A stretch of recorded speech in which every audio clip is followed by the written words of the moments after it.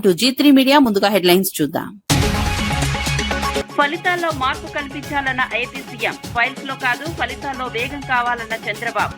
Field విజిట్లు తప్పనిసరన్న CM ఆదేశాలు, ప్రజలకు మార్పు కనిపించేలా పనిచేయాలన్న చంద్రబాబు.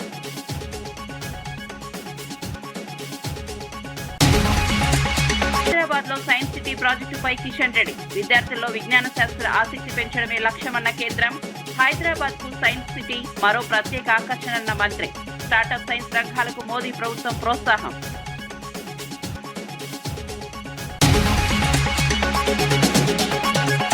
రైతుల మధ్యకు వచ్చే సమస్యలు తెలుసుకోండన్న హరీష్. ఏసీ గదుల్లో కాదు రైతుల మధ్యకు రావాలన్న హరీష్. వడ్ల కొనుగోళ్లలో ప్రభుత్వం వైఫల్యమైందని వెల్లడి.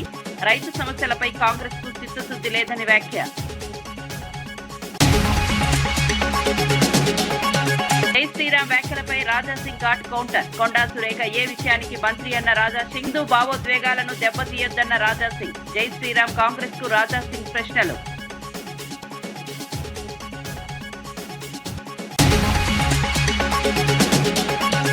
తెలంగాణలో శాంతి భద్రతలు ఎటుపోతున్నాయన్న కౌశిక్ రెడ్డి. న్యాయవాదులపై రక్షణ లేకపోతే సామాన్యుల పరిస్థితి ఏంటి అని ప్రశ్న. హత్యాయత్నం కేసులో పోలీసుల తీరుపై కౌశిక్ విమర్శలు. లా అండ్ ఆర్డర్ దారుణంగా మారిందని వ్యాఖ్య. ముఖ్యమంత్రి చంద్రబాబు నాయుడు అధ్యక్షతన సచివాలయంలో 7వ జిల్లా కలెక్టర్ల సమావేశం జరిగింది. సమావేశంలో మంత్రులు, కలెక్టర్లు, సెక్రటరీలు, హెచ్ఓడీలు పాల్గొన్నారు. స్పీడ్ ఆఫ్ డెవలపింగ్ గవర్నెన్స్ నినాదం మాత్రమే కాకుండా రాష్ట్ర వృద్ధిలో వేగం పెంచాలని సీఎం అన్నారు. ఫైల్స్ లో కాదు ఫలితాల్లో మార్పు కనిపించాలన్నారు. ప్రతి అధికారి, ప్రతి కలెక్టర్ కు ఫీల్డ్ విజిట్ తప్పనిసరి అని స్పష్టం చేశారు. ప్రజలకు మార్పు స్పష్టంగా కనిపించేలా పనిచేయాలని సూచించారు. రాష్ట్రాన్ని బెస్ట్ ప్రాక్టీసుల్లో బెంచ్ మార్కుగా నిలపాలని లక్ష్యంగా పెట్టుకున్నారు. పెట్టుబడులు, వృద్ధిలో జిల్లాల మధ్య పోటీ ఉండాలని అన్నారు.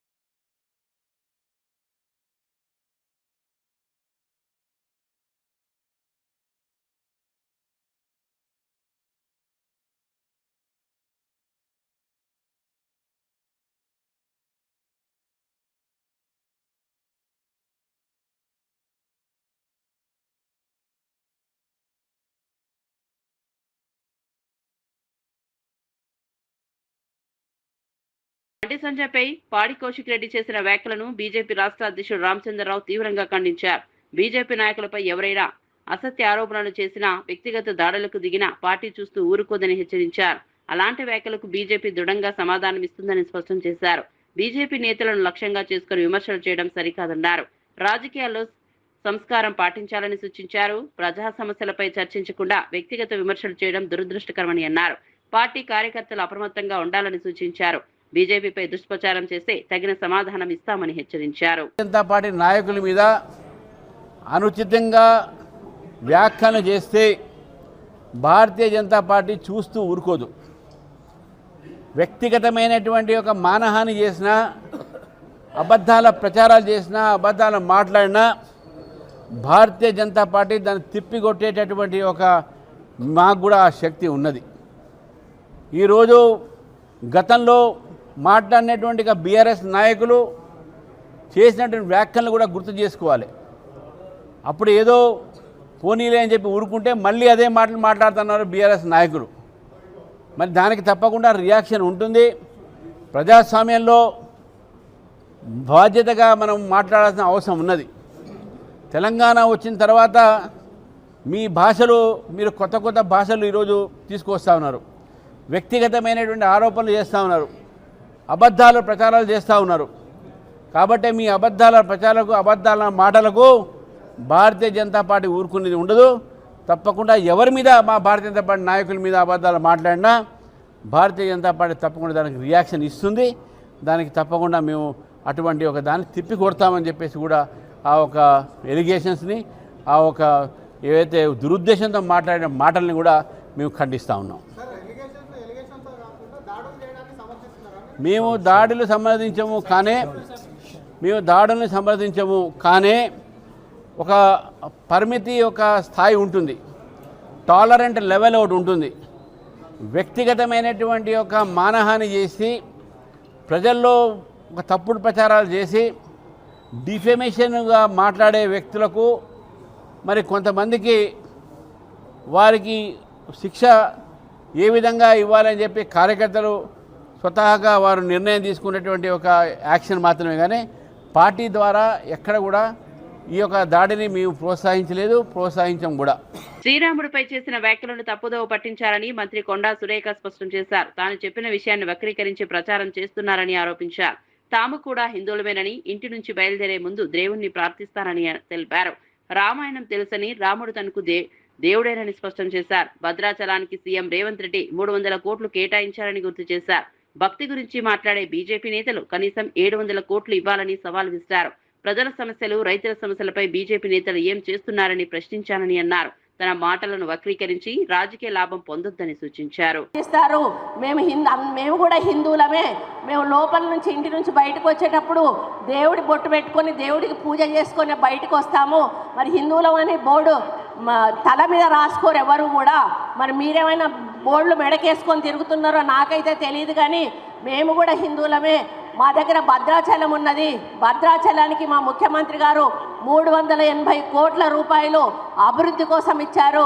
ప్రతి సంవత్సరం అంగరంగ వైభవంగా మేము భద్రాచలం కళ్యాణం చేస్తూ ఉన్నాము. మరి మీరు నిజంగా రామభక్తులైతే ఆ భద్రాచలానికి మా ముఖ్యమంత్రి గారు 380 కోట్లు ఇచ్చారు కదా, దానికి ఒక 2 అంతలు అంటే 700 కోట్లు, 760 కోట్లు శాంక్షన్ చేయండి. అప్పుడు మీకు రాముడి మీద ఉన్న భక్తి ఏంటో తెలుస్తుంది. ఈ రోజు వరకు ఏ ఒక్క బీజేపీ నాయకుడు కూడా రామ కళ్యాణానికి భద్రాచలం రాలేదు. ఆ విషయాన్ని కూడా ఒకసారి గుర్తుపెట్టుకోవాలి. కాబట్టి మీరు ఏదో విమర్శలు చేసి మేము రాముడిని తిడుతున్నాము, మరి హిందువుల మనోభావాలు దెబ్బతీస్తున్నారు అనేటువంటి మాట మాట్లాడడం చాలా తప్పు. ఒక దేవాదాయ శాఖ మంత్రిగా నేను మాట్లాడానని ఇంకా దాన్ని ప్రచారం చేస్తూ దాన్ని మీరు తప్పుడు ప్రచారం చేయడం అనేది చాలా తప్పు. నేను అన్న మాట వేరు, మీరు ప్రచారం చేసింది వేరు. కాబట్టి మీరు డబ్బులు తీసుకురండి, ఇక్కడ అభివృద్ధి చేయండి తెలంగాణ మీద. అది చేసినప్పుడు మీకు మాట్లాడేటువంటి నైతిక హక్కు ఉంటుంది తప్పితే మీకు రైతుల గురించి పట్టదు, ప్రజల గురించి పట్టదు, అభివృద్ధి గురించి పట్టదు, మరి దేని గురించి కూడా పట్టదు. మరి ఇద్దరు మంత్రులు ఏం చేస్తూ ఉన్నారు, ఒక స్టేట్ అధ్యక్షుడు ఏం చేస్తూ ఉన్నాడు, 8 మంది ఎంపీలు ఏం చేస్తూ ఉన్నారు. ₹1 కూడా ఇవ్వనటువంటి కేంద్ర ప్రభుత్వం ఈరోజు మరి తెలంగాణను చిన్న చూపు చూస్తున్నప్పుడు తప్పకుండా మేము కామెంట్ చేస్తాము. ఆ కామెంట్ను మీరు మరి రిసీవ్ చేసుకోగలిగితే చేసుకోండి, లేకపోతే నోరు మూసుకొని కూర్చోండి. కానీ తప్పుడు ప్రచారం చేస్తే మాత్రం బాగుండదని చెప్పి ఈ వేదిక మీద నుంచి వాళ్ళని హెచ్చరిస్తూ. కరీంనగర్ లో బీజేపీ బీఆర్ఎస్ నాయకుల మధ్య జరిగిన ఘర్షణ హాస్యాస్పదమని ప్రభుత్వ విప్ అద్దంకి దయాకర్ విమర్శించారు. తెలంగాణలో దాడుల సంస్కృతి మంచిది కాదని అన్నారు. ఇలాంటి దాడులను ప్రభుత్వం చూస్తూ ఊరుకోదని హెచ్చరించారు. ప్రజా సమస్యల పరిష్కారం కోసం ప్రభుత్వం పనిచేస్తుండగా కొట్లాటలతో కన్ఫ్యూజన్ సృష్టించొద్దని సూచించారు. బీజేపీ బీఆర్ఎస్ ఒకటేనని ప్రజలకు ఇప్పటికీ తెలుసని వ్యాఖ్యానించారు. రాజకీయ ప్రయోజనాల కోసం హింసకు పాల్పడొద్దని అన్నారు. రాష్ట్రంలో శాంతి భద్రతలు కాపాడాల్సిన బాధ్యత అందరిదని పేర్కొన్నారు. రాజకీయాల్లో ప్రజాస్వామ్యయుతంగా వ్యవహరించడం, ప్రజాస్వామ్యయుతంగా మాట్లాడుకోవడం అనేది ఉండాలి తప్పితే ఇలాంటిది దాడులు అనేది అప్రజాస్వామికం. దీన్ని ప్రభుత్వం కూడా సహించదు. అన్నిటికంటే ముఖ్యంగా ఎందుకు పనికిరాని కొట్లాట, పనిలేని కొట్లాట. ఇది తెలంగాణ రాజకీయాలని హీటెక్కించడానికి మీరేదో వేరు వేరని చెప్పుకోవడానికి ఉపయోగపడే కొట్లాట తప్పితే దీంతో లాభం లేదు. ఇంకా చెప్పాలంటే తెలంగాణ సమాజంలో ప్రజా సమస్యల పరిష్కారానికి నిరంతరం ప్రభుత్వం చిత్తశుద్ధితో ఉన్న ఈ క్రమంలో ఒకతాను ముక్కలైన కమలం గులాబీ శ్రేణులు కొట్టాడుకోవడం అనేది ఒకంత కన్ఫ్యూజన్ క్రియేట్ చేస్తుంది. మా దృష్టిలో మీరిద్దరు వేరు కాదు, అయినప్పటికీ కూడా ఇది శాంతి భద్రతల సమస్యగా మార్చే ప్రయత్నం చేయకండి అని చెప్పి మిత్రులకు హితం. ఎంతైనా అందరూ ప్రజల కోసం పోరాడే వాళ్ళే తప్పితే ప్రజల కోసం కొట్టాడుకోవాల్సిన అవసరం లేదు. ప్రజాకోణం ఎప్పుడు కూడా శాంతియుత పరిష్కారం ఉండాలి తప్పితే ఇలాంటి భౌతిక దాడులని మంచిది కావద్దని చెప్పి ఇద్దరికి బీజేపీ మిత్రులకు బీఆర్ఎస్ మిత్రులకు తెలియజేస్తున్నారు. డ్రగ్స్ నియంత్రణను ప్రభుత్వం అత్యంత ప్రాధాన్యాంశంగా తీసుకుందని డీజీపీ సివి ఆనంద్ తెలిపారు. డ్రగ్స్ నివారణ కోసం ఈగల్ ఫోర్స్ ప్రత్యేకంగా పనిచేస్తోందన్నారు. తెలంగాణకు చెందిన ఈగల్ ఫోర్స్ ఇతర రాష్ట్రాలు, విదేశాల్లో కూడా ఆపరేషన్లు నిర్వహించి అనేక లింకులను ఛేదించిందని పేర్కొన్నారు. డ్రగ్స్ సరఫరా నెట్వర్క్ ను పూర్తిగా కట్టడి చేయడమే లక్ష్యమని తెలిపారు. జిల్లాల పోలీస్ యంత్రాంగం కూడా డ్రగ్స్ నియంత్రణపై ప్రత్యేక దృష్టి పెట్టాలని ఆదేశించారు. యువతను మత్తు పదార్థాల నుంచి దూరంగా ఉంచాల్సిన అవసరం ఉందన్నారు.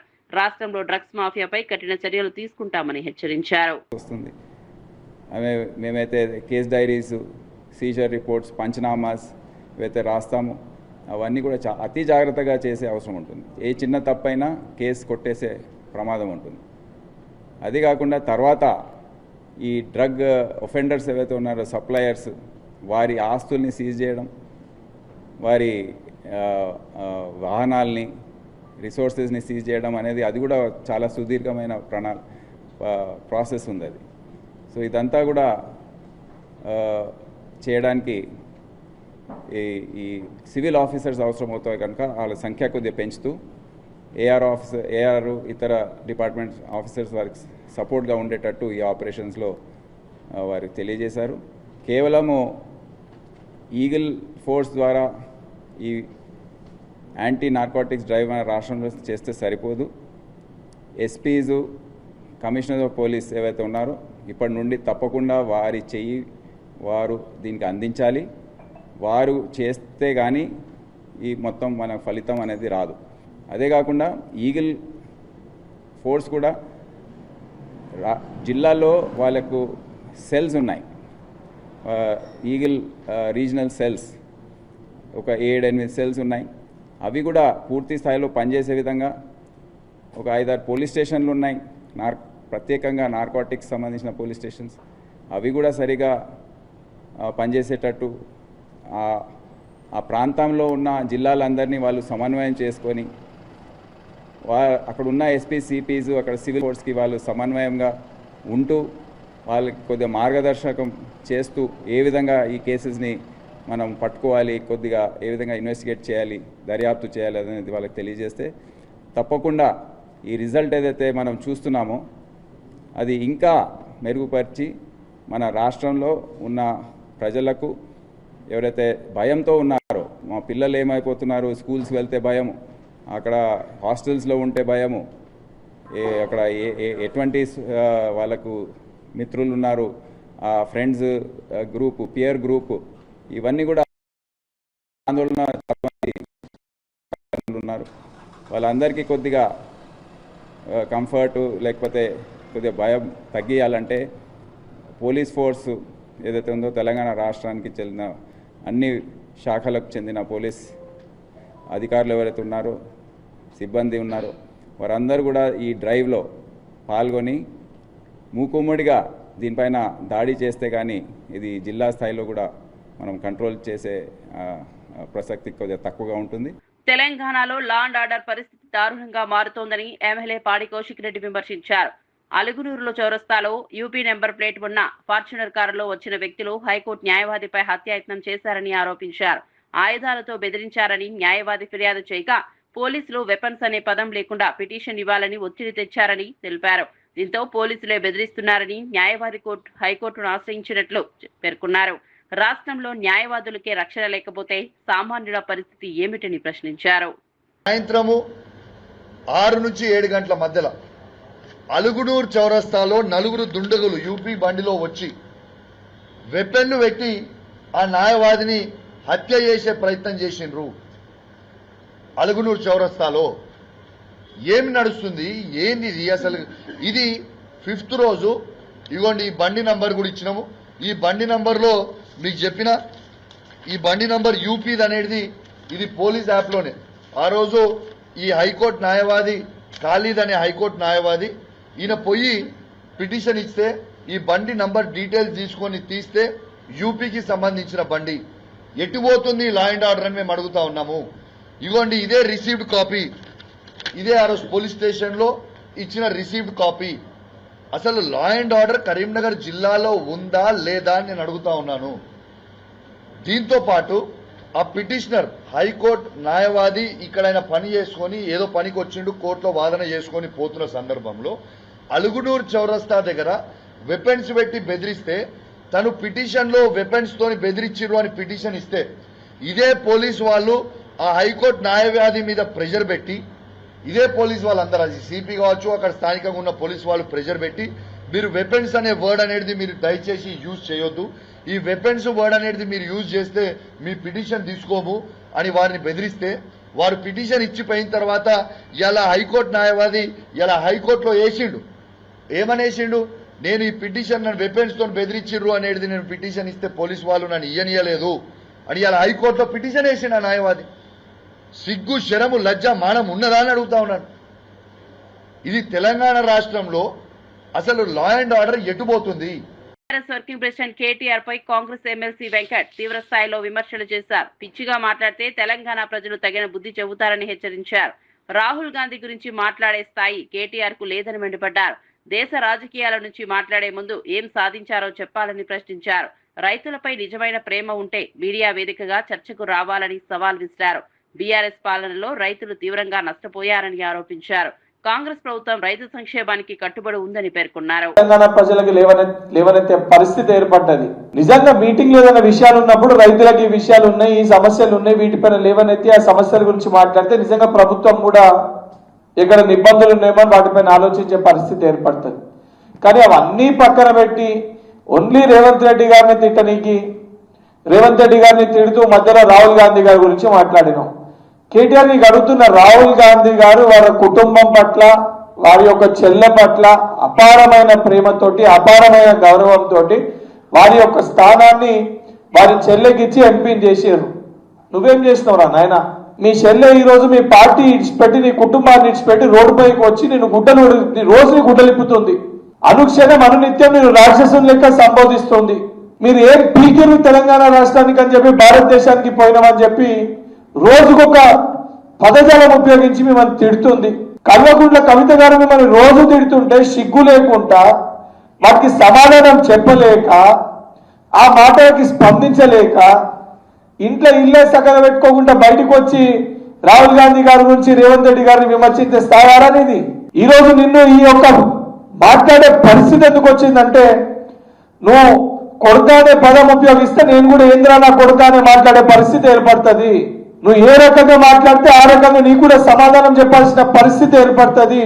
అమెరికాలో చదువుకొని సూటు బూట్ వేసుకున్నప్పుడు మాట్లాడే పద్ధతి కూడా నేర్చుకో. మాట్లాడే మాటలు ఏ రకంగా మాట్లాడుతున్నా కూడా ఒళ్ళు దగ్గర పెట్టుకొని సోయితోటి మాట్లాడు. ఒక కడుపు మంటతోటి ఏదో మీ సామ్రాజ్యాన్ని మా అయ్య తర్వాత ఈ సామ్రాజ్యానికి నేనే రాజు అయితా, తెలంగాణ అయ్య మా అయ్య తెలంగాణకి రాజు, మా అయ్య తర్వాత నేను యువరాజు అయితా, నేను యువరాజు నా పట్టాభిషేకం కాకముందే రేవంత్ రెడ్డి గారు వచ్చి ప్రజల ఆదరణతోటి నా కుర్చీ గుంజుకపోయిన ఒక కడుపు మంటతోటి మాట్లాడితే ప్రజలు తూ అని చెప్పి నీ ముఖంపై ఉంచేసే పరిస్థితి ఏర్పడుతుంది.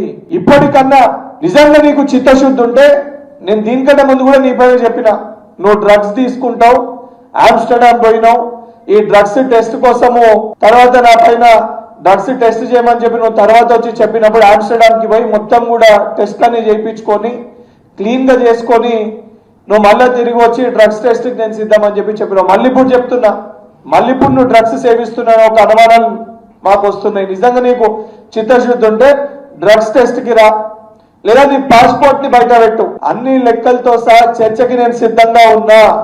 నిజంగా నీకు చిత్తశుద్ధి ఉంటే, నిజంగా నీకు రైతుల పట్ల ప్రేమ ఉంటే, నిజంగా 10 ఏళ్ల మీ పరిపాలనలో రైతుల సంక్షేమం కోసం నువ్వు పని చేసి ఉంటే నువ్వు చర్చకి బయటికి రా. ఎవరు ప్రజాప్రభుత్వమా లేదా కసా బీజేపీ నేతల ప్రేరణతో బీఆర్ఎస్ ఎమ్మెల్యేలపై దాడులు జరుగుతున్నాయని ఎంపీ వద్దిరాజు రవిచంద్ర ఆరోపించారు. కేంద్ర మంత్రి బండి సంజయ్ బాధ్యతాయుతమైన పదవిలో ఉండి ప్రజల కోసం పోరాడుతున్న బీఆర్ఎస్ నేతలపై దాడులకు ఉసిగొల్పడం బాధాకరమని అన్నారు. గంగుల కమలాకర్ క్యాంప్ ఆఫీస్, కౌశిక్ రెడ్డి వాహనంపై దాడులు జరిగినా పోలీసులు స్పందించలేదని విమర్శించారు. బీజేపీ కార్యకర్తలు కర్రలతో విధ్వంసం సృష్టించినా పోలీసులు అడ్డుకోలేదని ఆరోపించారు. బండి సంజయ్, రేవంత్ రెడ్డి బీఆర్ఎస్ నాయకులపై నోటికొచ్చినట్లు మాట్లాడినా కేసులు పెట్టడం లేదని మండిపడ్డారు. కోపం వచ్చి రోషం వస్తుంది. ముఖ్యమంత్రి గారు ఇష్టం వచ్చినట్టు దూషణలు బూతుల పర్వం తిడితే బాధలేదు, కానీ మా వాళ్ళు ఒక్క మాట చూపెడితే, రైతుల ముందు చూపెడితే బాధ అవుతుంది. అంటే మీకు ఒక రూలు, మా మీద కేసులు పెడతారు, మీ మీద పెట్టేవాళ్ళు లేరనా? ఖచ్చితంగా 2.5 ఏళ్ల తర్వాత వచ్చే పార్టీ, అధికారంలోకి వచ్చే పార్టీ మాదే. ఆ తర్వాత ఇప్పుడు ఉన్నటువంటి అధికారులు కానీ అందరూ కూడా జాగ్రత్తగా ఉండాల్సిందిగా మనస్ఫూర్తిగా కోరుకుంటూ కరీంనగర్ దాడిని బీఆర్ఎస్ పార్టీ ఖండిస్తున్నాం. ఓటరు సవరణ కార్యక్రమంలో తప్పిదాలు జరిగితే ఊరుకోబోమని మాజీ మంత్రి తలసాని శ్రీనివాస్ యాదవ్ హెచ్చరించారు. పద్మారావు నగర్లోని ఎస్ఐఆర్ కేంద్రాన్ని సందర్శించిన ఆయన కార్యక్రమ నిర్వహణపై అధికారులతో చర్చించారు. ఓటర్ మ్యాపింగ్ విధానం, సిబ్బంది పనితీరుపై వివరాలు తెలుసుకున్నారు. సాంకేతిక పరిజ్ఞానం ఉన్న సిబ్బందిని నియమించాలని ఎన్నికల కమిషన్ను కోరనున్నట్లు తెలిపారు. ఓటు రాజ్యాంగం కల్పించిన హక్కు అని ప్రజలు జాగ్రత్తగా ఉండాలని సూచించారు. మరణించిన వారి పేరు తొలగించేందుకు డెత్ సర్టిఫికెట్ అడగడం సరికాదన్నారు. ఓటు షిఫ్టింగ్ లో ఇంటి యజమాని వివరాలు అడగడం తప్పని అన్నారు. ప్రజలు తప్పనిసరిగా ఈ కార్యక్రమంలో పాల్గొనాలని పిలుపునిచ్చారు.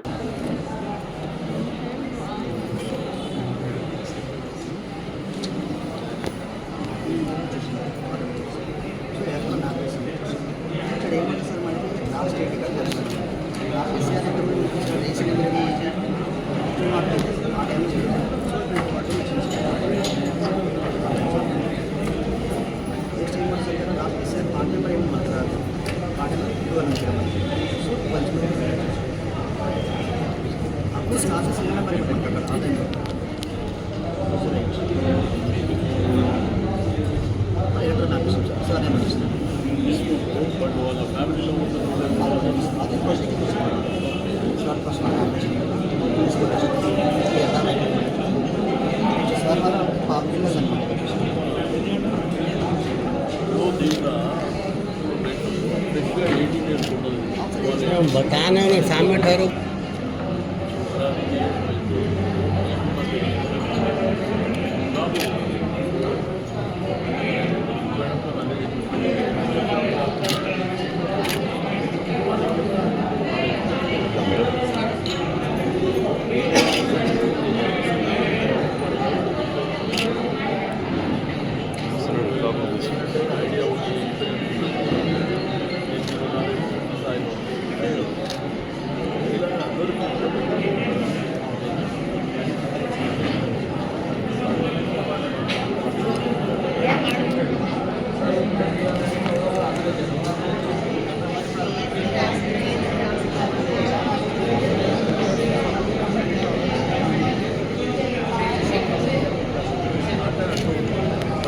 తెలంగాణ రాష్ట్ర సమితి అధ్యక్షులు కల్వకుంట్ల కవిత భూసేకరణ అంశంపై ప్రభుత్వం బీఆర్ఎస్ పై తీవ్ర స్థాయిలో విమర్శలు చేశారు.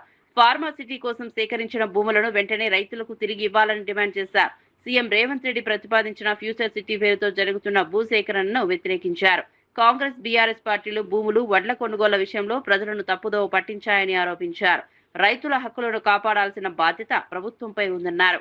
భూముల కోసం రైతులను ఇబ్బందులకు గురి చేయొద్దని సూచించారు. ప్రజా ప్రయోజనాల పేరుతో భూసేకరణ సరికాదని అన్నారు. बहुत सारे सिविल सोसाइटी के लीडर्स हैं, हर तरीके का तेलंगाना का पॉलिटिकल पार्टी यहाँ पे मौजूद है. हम सब हमारे किसान भाइयों के साथ खड़े हैं और जो ये फ्यूचर सिटी के नाम से किसानों का ज़मीन छीना जा रहा है, इसके हम विरोध में हैं और इसको बहुत ही बड़े तरीके से हम विरोध करेंगे. हम डिमांड करते हैं कांग्रेस सरकार से, आप फार्मर्स को छोड़ दीजिए. जो इनका पट्टा लैंड है इसमें वो अपने आप से खुद अच्छा पैसा कमा रहे हैं. आप इनकी मदद कीजिए, ज़्यादा इनको इरिगेशन फैसिलिटी दीजिए, ज़्यादा फ्री पावर दीजिए, ज़्यादा डेयरी फार्मर्स को इंकरेज कीजिए, वेजिटेबल फार्मर्स को इंकरेज कीजिए. इसके अलावा आप इनके ज़मीन छीनने का कोशिश कर रहे हो, हम हरगिज़ ये होने नहीं देंगे. हम किसान के साथ खड़े हैं. Thank you. जय तेलंगाना. देखिए, अनफॉर्चुनेटली जो तेलंगाना के फार्मर का जो प्रोड्यूस है, जो भी उनका या तो खाद है, ये सरकार को खरीदना चाहिए था. पहले सरकारें खरीदती थी, अभी भी ये सरकार ने आश्वासन दिया था कि ये सारा का सारा प्रोड्यूस खरीदेंगे, लेकिन पिछले 15 दिन से तेलंगाना के हर ज़िले में बहुत ही ज़्यादा धूप है और इस खड़क धूप में हर जगह किसान खड़ा है। 7 किसानों का अनफॉर्चुनेटली वही परचेज सेंटर में उनका डेथ हुआ है। हम इसका विरोध कर रहे हैं, लेकिन ये सरकार बहुत ही बेरहम है, बिल्कुल आज तक खरीदारी में जो कुछ भी क्लैरिटी नहीं दे रही है। हम ये भी सरकार से डिमांड करते हैं, आप किसान के साथ खड़े हो जाइए और इनका जो भी प्रोड्यूस है वो पूरा का पूरा आखिरी दाने तक इसको खरीदिए। Thank you. जमीन है उसको सरकार बुरी तरीके से हड़प रहा है और जो ये सरकार है, राहुल गांधी जी है, वो अपने हाथ में संविधान लेके लगातार हमारे किसान भाइयों को आश्वासन देते रहे कि आपका ज़मीन आपसे हम नहीं छीनेंगे, लेकिन जब ये सरकार में आए हैं पूरा का पूरा 30,000 एकड़ का ज़मीन छीनने का प्लान तेलंगाना सरकार बना रही है। और यहाँ आज बहुत सारे फार्मर्स हैं, बहुत सारे सिविल सोसाइटी के लीडर्स हैं, हर तरीके का तेलंगाना का पॉलिटिकल पार्टी यहाँ पे मौजूद है। हम सब हमारे किसान भाइयों హైదరాబాద్ లో విజ్ఞాన శాస్త్రం ఆసక్తిని పెంచేందుకు కేంద్ర ప్రభుత్వం కృషి చేస్తోందని కేంద్ర మంత్రి కిషన్ రెడ్డి తెలిపారు. హైదరాబాద్ వంటి నగరానికి సైన్స్ సిటీ ప్రాజెక్ట్ ఎంతో ఉపయోగపడుతుందని అన్నారు. ప్రధాని మోదీ ప్రభుత్వం స్టార్టప్లు, సైన్స్ అండ్ టెక్నాలజీ రంగాలను ప్రోత్సహిస్తోందని పేర్కొన్నారు. ఈ క్రమంలో హైదరాబాద్ లో సైన్స్ సిటీ ప్రాజెక్టును ప్రారంభించినట్లు తెలిపారు. ప్రాజెక్టు పనులను త్వరగా పూర్తి చేయాలని అధికారులకు ఆదేశాలు ఇచ్చారు. యువతలో సృజనాత్మకత పెంపొందించడమే లక్ష్యమని పేర్కొన్నారు. విజ్ఞాన శాస్త్ర రంగంలో భారత్ ను ముందంజలో నిలపాలని కేంద్రం ప్రయత్నిస్తోందన్నారు. స్టార్టప్స్ పెద్ద ఎత్తున ఎంకరేజ్ చేస్తా ఉన్నాం. బిజినెస్ మాడ్యూల్ నుంచి మొదలు పెడితే స్పేస్ టెక్నాలజీ వరకు కూడా ఈరోజు భారత ప్రభుత్వము మరి ఏ రకంగా స్టార్టప్స్ని ఎంకరేజ్ చేస్తున్నారో, యువతను ఎంకరేజ్ చేస్తున్నారో మనం చూస్తా ఉన్నాం. ప్రపంచంలో స్పేస్ టెక్నాలజీలో మన దేశంలో వచ్చినన్ని స్టార్టప్ కంపెనీస్ ప్రపంచంలో ఎక్కడ లేవు. ప్రపంచంలో అతిపెద్ద జనాభా కలిగినటువంటి మనలాంటి పెద్ద దేశానికి తిండి గింజలు సరఫరా చేసేటువంటి స్థితిలో ఏ దేశం లేదు. కాబట్టి మన దేశ ప్రజలకు కావలసినటువంటి తిండి గింజలు ఉత్పత్తి చేసుకోవడం కోసం ఈరోజు వ్యవసాయ రంగంలో కూడా మరి అత్యంత మార్పులు తీసుకొస్తా ఉన్నారు. అందులో భాగంగానే ఈ సైన్స్ సిటీ మన హైదరాబాద్లో మరి శ్రీకారం చుట్టుకున్నాం. పిఠాపురం మాజీ ఎమ్మెల్యే ఎన్వీఎస్ఎన్ వర్మకు టీడీపీ అధిష్టానం షాక్ ఇచ్చింది. నియోజకవర్గ టీడీపీ ఇన్ఛార్జ్ బాధితుల నుంచి ఆయన్ను తప్పించింది. చంద్రబాబు, పవన్ కళ్యాణ్ భేటీలో వర్మ తీరుపై చర్చ జరిగినట్లు సమాచారం. ఫ్లెక్సీల వివాదం, మాజీ ఎమ్మెల్యే పెండెం దొరబాబుతో జరిగిన తోపులాట ఘటనల నేపథ్యంలో ఈ నిర్ణయం తీసుకున్నట్లు తెలుస్తోంది. పిఠాపురం టీడీపీలో కొత్త కమిటీని నియమించనున్నట్లు పార్టీ వర్గాలు చెబుతున్నాయి. పార్టీ ఏ నిర్ణయం తీసుకున్నా కట్టుబడి ఉంటానని వర్మ తెలిపారు. కలిశాను, లోకేష్ గారితో డిస్కస్ చేశాం. ఏదైతే ఇక్కడ ఇబ్బందులు లేకుండా కూటమి ముందుకు వెళ్ళాలి, ఒక కమిటీని వేసి చేయమని చెప్పాను. నాకు కూడా కొంచెం టైం స్పెండ్ చేయడానికి కూడా కొంచెం ఇబ్బందిగానే ఉంది. చేయండి, నేను కూడా ఒక్కడిని కూడా చేయలేకపోతున్నానని చెప్పి చెప్పడం జరిగింది.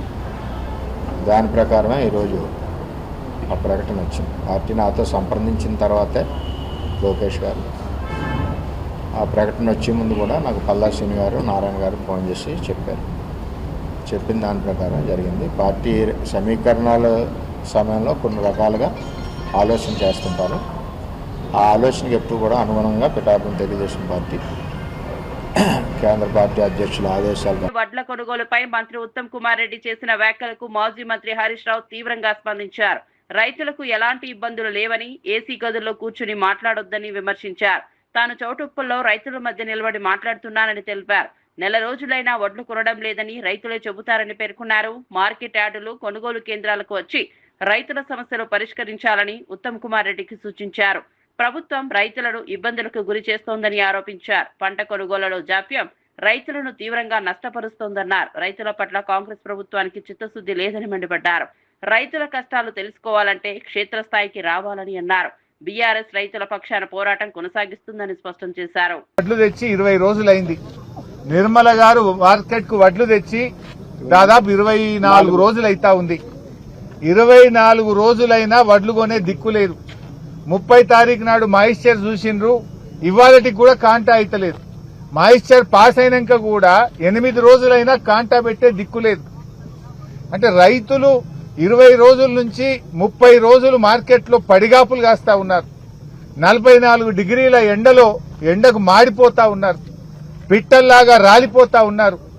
నీ ప్రభుత్వం యొక్క చేతగాంతనం వల్ల ఇలా రైతులు చాలా కష్టాలు పడుతున్నటువంటి పరిస్థితి వచ్చింది. అంటే వడ్లమ్ముకోవడానికి నెల రోజులు పడిగాపులు కాస్తే తప్ప వడ్లమ్ముకునే పరిస్థితి లేదు. ముందు మీరు మాయిశ్చర్ చూడడానికి 10 రోజులు తీసుకుంటున్నారు, సంచులు ఇయ్యడానికి వారం రోజులు తీసుకుంటున్నారు, కాంటా పెట్టడానికి వారం రోజులు తీసుకుంటున్నారు, కాంటా పెట్టినాక మిల్లుల దించడానికి ఇంకో వారం రోజులు పడుతుంది. ఆ మిల్లు దగ్గరికి పోయిన తర్వాత కూడా మీకు తాలుందని చెప్పి మిల్లులు 8 సంచులు 4 సంచులు 5 సంచులు లారీకి కటింగ్ పెడుతున్నారు. ఈడ తరుగు తీస్తున్నారు, ఆడ మిల్లులలో కోత పెడుతున్నారు. అంటే ఏం జరుగుతా ఉంది? మీకు వడ్లు కొనడం చేతనైతలేదా? నేను అడుగుతా ఉన్నా ఉత్తమ్ కుమార్ రెడ్డి, నువ్వు హైదరాబాద్ లో కూర్చొని మాట్లాడు కాదు, రా గల్లీలకు రా, రైతులు వడ్లమ్మే కొనుగోలు కేంద్రాలకు రా, మార్కెట్ యార్డ్లకు వచ్చి రైతుల మధ్య రైతుల బాధలు విను, రైతుల కష్టాలు విను, సమస్యలు పరిష్కారం చేయి. మరిన్ని అప్డేట్స్ కోసం చూస్తూ